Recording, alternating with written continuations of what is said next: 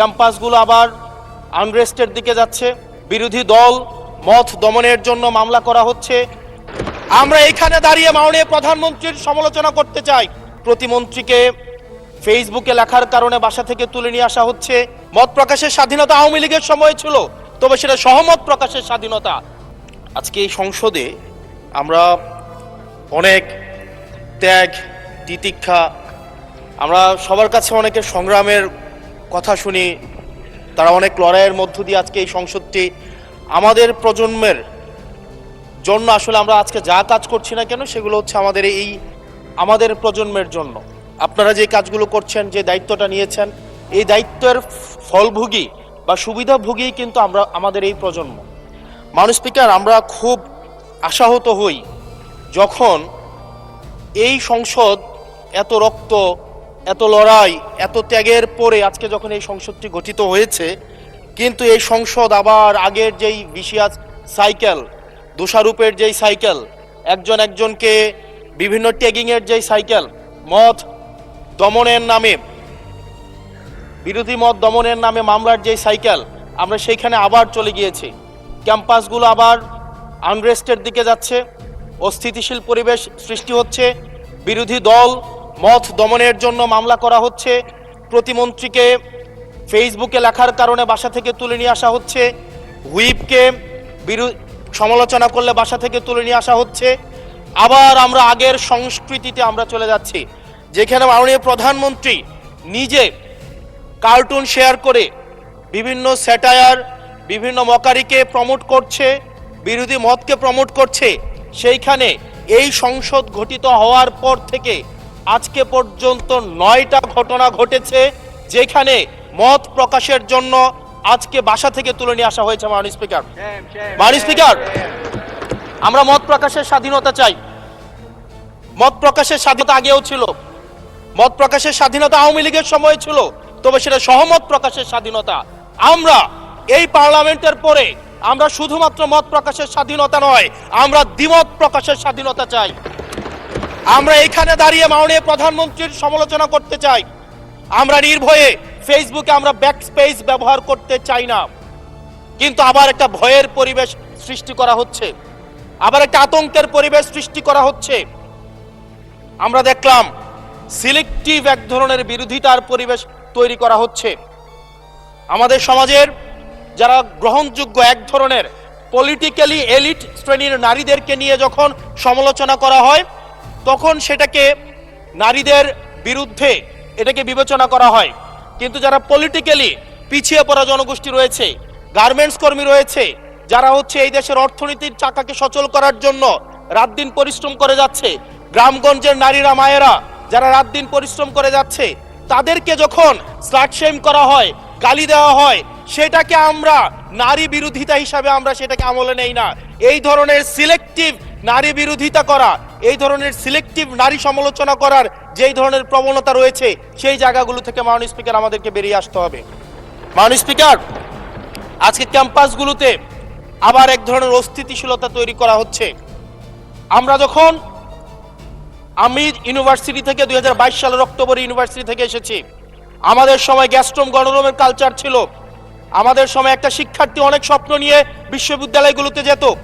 আমরা সেখানে দেখেছি ক্ষমতাসীন দল কিভাবে বিশ্ববিদ্যালয়ের শিক্ষার্থীদের তাদেরকে পুঁজি করে তাদের ক্ষমতা কাঠামোকে দীর্ঘমেয়াদী করার জন্য সেখানে বাধ্যতামূলক সেখানে রাজনীতি করাতো। আজকে সেখানে বিশ্ববিদ্যালয়গুলোতে আবার গ্যাস্ট্রোম গণরুম কালচার চালু করার প্রয়াস শুরু হয়েছে, আবার সেইখানে বাধ্যতামূলক রাজনীতির কালচার শুরু করা হচ্ছে। আমরা দেখেছি ক্ষমতাসীন যারা রয়েছে তারা তাদের সন্তানদেরকে বিদেশে রেখে নিরাপদ ভবিষ্যৎ নিশ্চিত করে, আর মধ্যবিত্ত সন্তানরা যাদের বাবা মায়েরা কলকারখানায় কাজ করে, যাদের বাবারা রেমিটেন্স যোদ্ধা, যাদের বাবারা কষ্ট করে তাদের সন্তানদেরকে বিশ্ববিদ্যালয়ে পাঠায়, তাদের সন্তানদেরকে ক্ষমতালোভী রাজনীতিবিদরা তাদের সন্তানদেরকে ব্যবহার করে তাদের ক্যারিয়ারে ঝুঁকিতে ফেলে তাদের গদি বা পাটাতন শক্ত করার জন্য নিজের সন্তানের ভবিষ্যৎকে বিদেশে রেখে নিরাপদে রাখে, আর পরের সন্তানের ভবিষ্যৎকে নিয়ে ছিনিমিনি খেলে। মাননীয় স্পিকার, আমরা এই সংস্কৃতির পরিবর্তন চাই। আমরা চাই বিশ্ববিদ্যালয়গুলো শুধুমাত্র নেতা তৈরির হাতিয়ার হবে না। এই বিশ্ববিদ্যালয়গুলো গবেষণা বিশ্ববিদ্যালয়গুলো, পাঠচর্চা বিশ্ববিদ্যালয়গুলো, সেখানে এক ধরনের মনস্তাত্ত্বিক সমৃদ্ধি, এবং সেখানে হচ্ছে আমরা যেখানে গবেষণা হবে সেখানে আমরা বিশ্ববিদ্যালয়গুলো থেকে বুদ্ধিজীবী গবেষক আমরা হচ্ছে বাংলাদেশকে এবং জাতিকে উপহার দিতে পারবো। কিন্তু অত্যন্ত দুঃখজনক বিষয়, আজকে বিশ্ববিদ্যালয়গুলো শুধুমাত্র নেতা উৎপাদন করার এক ধরনের বিশেষ সার্কেলে পরিণত হয়েছে। মাননীয় স্পিকার, এই ৩৬ জুলাই এই তরুণ প্রজন্মকে কি দিয়েছে? বক্তব্যের শুরুতে অনেককে স্মরণ করে আমরা ৩৬ জুলাইয়ে, এই জুলাইতে যারা আহত হয়েছে, ১৭ বছর ধরে যারা নির্যাতিত নিপীড়িত হয়েছে, তাদেরকে স্মরণ করতে আমরা লজ্জা পাই। মাননীয় স্পিকার, তাদেরকে মুখ দেখানোর আমাদের জায়গা নাই, আমরা তাদেরকে কিছুই দিতে পারি নাই। আমরা একটা কাঠামোগত পরিবর্তনের জন্য আমরা আজকে এই সংস্কার, আমাদের কাঠামোগত পরিবর্তনের জন্য আজকে আপনাদের এই লড়াইটা ছিল, এই সামগ্রিক হাউজের লড়াই ছিল। আমি চ্যালেঞ্জ করে বলতে পারি, যদি 2009, 10, 11, 12, 13, 14 সালে আমি সংসদে বসে কিছুক্ষণ আগে আমি 2009 সাল পরবর্তী থেকে 12 সাল পর্যন্ত যেই সংসদের যে বিতর্কগুলো ছিল, আমি বিতর্কগুলো পড়ার চেষ্টা করছিলাম। মাননীয় স্পিকার, যদি আজকে এটা 2014 সালের সংসদ হতো, আর যে সংস্কার প্রস্তাবগুলো এই পাশ থেকে দেওয়া হয়েছে, ঐকমত্য কমিশন থেকে দেওয়া হয়েছে, এই সংসদের একজনকেও খুঁজে পাওয়া যেত না যে এই সংস্কারের বিরুদ্ধে অবস্থান নিত। আজকে মানবাধিকার কমিশনকে ল্যাপস করে দেওয়া হয়েছে। মানবাধিকার কমিশনকে ল্যাপস করা হয়েছে, বারবার করে বলা হচ্ছে আরো শক্তিশালীভাবে হচ্ছে মানবাধিকার কমিশন নাকি উত্থাপন করা হবে। আজকে পুলিশ সংস্কার কমিশন, আজকে অর্ডিন্যান্স সেখানে বাতিল করে দেওয়া হয়েছে, বলা হচ্ছে আরো পুনর্বিবেচনা সাপেক্ষে সেখানে হচ্ছে এই সংসদ উত্থাপন করা হবে। মাননীয় স্পিকার, যদি সেটাকে সংসদ, সবকিছুই তো সংশোধনের মধ্য দিয়ে যাচ্ছে, যদি এটা নিয়তটা যদি সহি থাকতো, ওয়েল ইন্টেনশন যদি থাকতো, এই অর্ডিন্যান্সটাকে এখানে গ্রহণ করে পরবর্তীতে কিন্তু সংশোধন করা যেত। মাননীয় স্পিকার, মাননীয় সদস্য, আপনার সময় 2 মিনিট বাড়িয়ে দেওয়া হলো, 2 মিনিটে শেষ করুন। থ্যাংক ইউ মাননীয় স্পিকার, আজকে সরকারি দল, বিরোধী দল, এই সরকারি দল এবং বিরোধী দল একটা আপেক্ষিক বিষয়। আপনারা এই পাশে ছিলেন, এখন সময়ের পরিক্রমায় এই পাশে গিয়েছেন, আমরা এই পাশে আছি। যদি জনগণ চায়, আমরা যদি মানুষের ম্যান্ডেট নিয়ে এগিয়ে যেতে পারি, তাহলে সময়ের পরিবর্তনে এই সিট পরিবর্তন হবে। আমি আপনাদের সবাইকে আহ্বান জানাবো, প্রজন্মের ভাষাকে অনুধাবন করার চেষ্টা করুন। এটা আমি আমার নিজেকেও বলবো, প্রজন্মের ভাষাকে পড়ার চেষ্টা করুন। আমাদের প্রধানমন্ত্রী যিনি আছেন, মাননীয় প্রধানমন্ত্রী, ওনার সন্তান যেই প্রজন্মের, আমরা একই প্রজন্মের, আমাদেরকে ধারণ করার চেষ্টা, আমি চাইবো আপনারা সবাই আমাদেরকে ধারণ করার চেষ্টা করবেন। বিএনপির নয়, কেবল জামাতের নয়, কেবল এনসিপির নয়, বাংলাদেশের মানুষের স্বার্থ, বাংলাদেশের মানুষের আকাঙ্ক্ষা, বাংলাদেশের মানুষের স্বপ্ন বাস্তবায়ন যেন আমরা করতে পারি। মাননীয় স্পিকার, এই চেয়ার আমি অনুধাবন করতে পারছি জনগণ বিচ্ছিন্নতা তৈরি করে।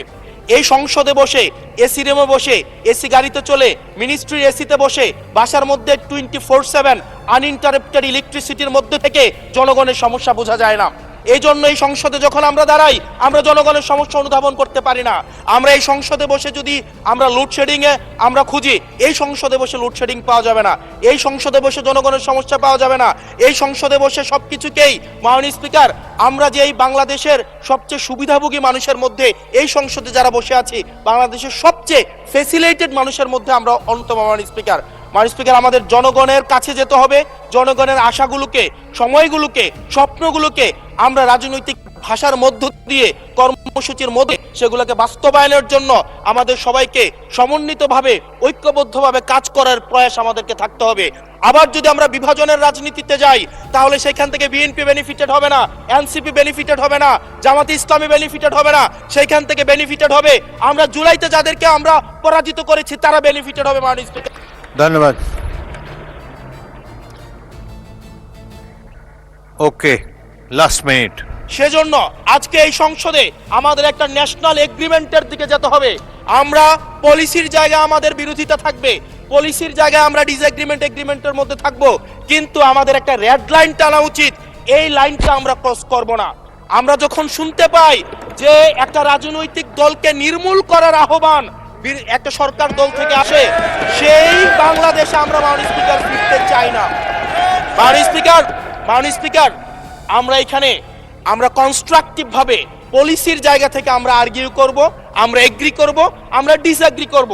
কিন্তু মাননীয় স্পিকার, নির্মূলের রাজনীতি, বিনাশের রাজনীতি, দমনের রাজনীতি, পীড়নের রাজনীতি যদি আমরা বাংলাদেশে আবার পরিচয় করাই, ইন্ট্রোডিউস করাই, সেইখান থেকে এই সংসদের কেউ বেনিফিটেড হবে না।